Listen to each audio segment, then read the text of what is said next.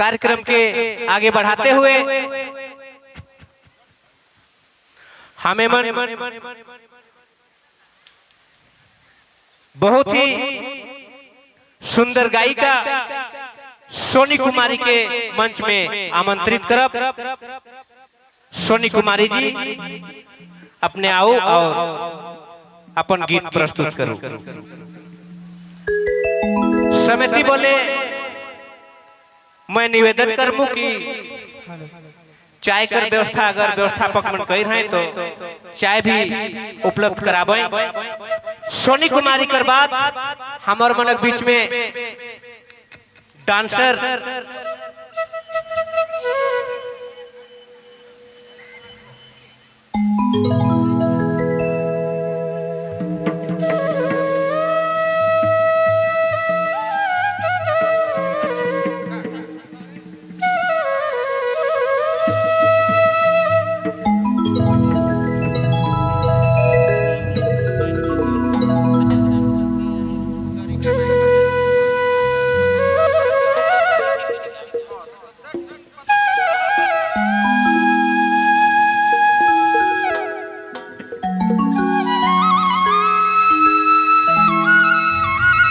hello hello hello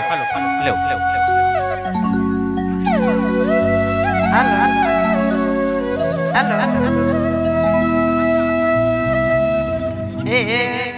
hello hello जते भी आवल माई सब क्या बदले झारखंडी जो है तो चलो सरस्वती पूजा नजकाल है देखो सरस्वती भगवान कर हो एक चाहिए अरे दया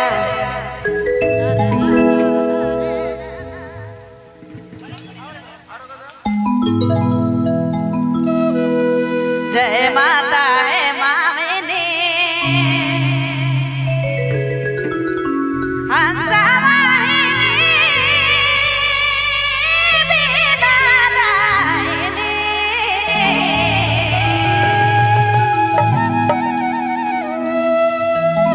ब्रह्मा कामिनी परे